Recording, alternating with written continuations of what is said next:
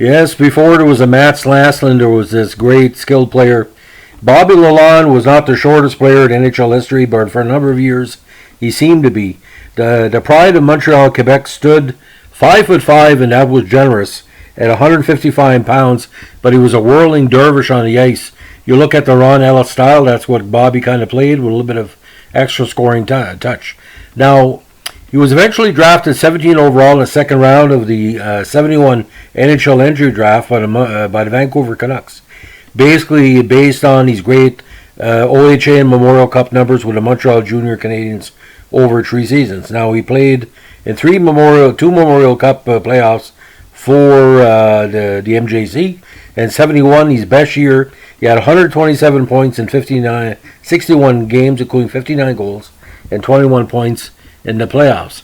Now, he first came to minor hockey prominence when he played in the International Quebec Pee Wee Hockey Tournament in 62 with the great LaSalle squad, a very strong team at the time. Now, with the OHA's MJC, he had 255 points in combined goals and assists. Now, he won the Memorial Cup, as we know, twice during Lalonde's tenure there, in 69 and in 1970.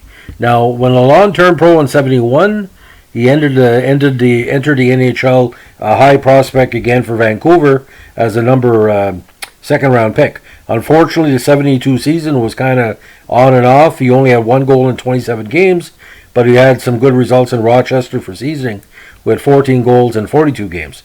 73, he opened out, had his first 20-goal season, 47 points in 77 games, and a very, very impressive season it was. 74, injury-plagued season, he only had 3 goals in 36 games, but 75, in their playoff run that year, he had 47 points in a regular season, including 17 goals. 76, 50 points in 71 games, including 36 assists. And Vancouver in 77, again, one of their top players, 32 points in 68 games, including 17 goals.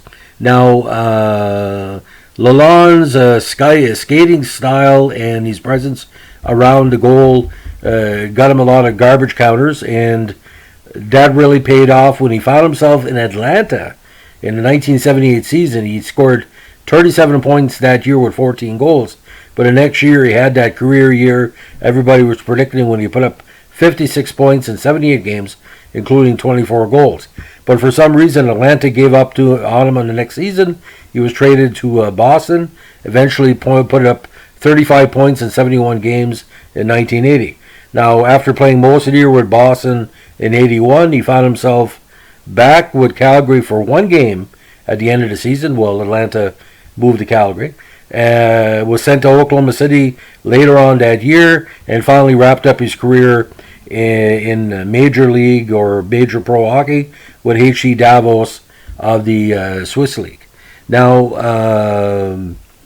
he finally retired from professional hockey in 1982. Again, decent NHL totals, 334 points in 641 games, including 124 counters, 6 assists in 16 regular season games. Playoff games with 4 goals. And of course, that 81 playoff was the best for him with 2 goals in 3 games. Now, Bobby was basically best described as someone that didn't take up much space in the ice, but he made the most of his scoring opportunities. He had also trouble with contract negotiation. I know at least twice he was released by their teams and became a free agent. And that's where the time free agency wasn't as big as it is now. So I think basically he was a 20-goal scorer that was 3 inches too short for the type of league that was going on. He played during the Goon era, and let me tell you, certain games I was scared for him because I saw some of the Vancouver games against the Flyers and Boston, and the Atlanta games against the West Coast Goon squads. It was pretty freaky. Some games he was lucky to not have his head knocked off, but the problem is he was only 5'5". So if he crouched down on a play, he was at most 5'1 or 5'2", even with skates on. So, but Bobby Lalonde has a lot of people respect because, you know, he overachieved, and that's what you want in a player. Go beyond your limitations and, you know, do your best as you can in pro hockey. And, you know, he was a favorite of a lot of the fans out there. A lot of people thought he would eventually end up in Montreal because he was good friends with some of the Habs players, but it didn't end up that. But it would have been interesting if he had played like with Montreal or Toronto or even Winnipeg. Winnipeg could use him in the early 80s is what I'm saying. Have a good day. Bye.